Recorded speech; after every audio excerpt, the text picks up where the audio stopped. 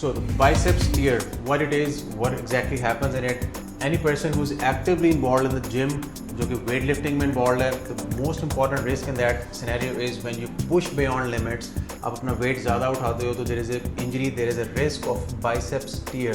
So इसी तरह का एक injury, let me show you, share with you Aqib, one of the very understanding and active patients जो gym activities में involved था, regularly activities of bench pressing सब चीज़ें कर रहा था माशाल्लाह. He has good muscle power, but unfortunately he suffered injury जिसमें biceps की टीयर, बाइसेप्स का रप्चर, बाइसेप्स का टूट जाना during injury, during bench press, during weight lifting, during dumbbells, during biceps exercise, इसमें स्ट्रेंथ ट्रेनिंग शामिल है.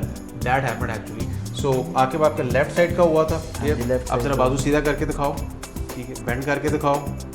Perfect, fantastic. So he's just 2.5 months out of surgery and see range of motion, recovery, muscles deloaching. अगर करीब ला के दिखाओ इसके, ठीक है. You see the scars are disappearing. ठीक है, इसका बाइसेप यहाँ से टूटा था और यहाँ से डैमेज होकर बिल्कुल ऊपर जा चुका था, जिसको हम ऑल द वे रिलीज करके नीचे अपनी जगह पे लेके आए. Perfectly fine, right in its perfect place. Anatomical biceps reconstruction. Biceps reconstruction के बाद you see is going through the rehab and recovery.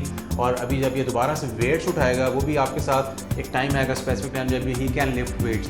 So lot of people ask me gym injuries में सबसे मोस्ट कॉमन क्या risk है, specially those who are involved in weight training, जिसमें bench press, biceps की activities हैं, chest के muscle की exercises हैं, इवन पुशअप्स. सो ये इंजरी बड़ी कॉमन है. It can happen in the gym and it's drastic and grave injury. Sometime इतनी डैमेज होती है, इतनी ग्रेव होती है, कंप्लीट इंजरी होती है कि वो have to go for surgery.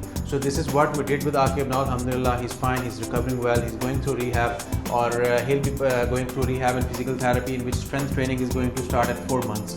So we'll share with you as well.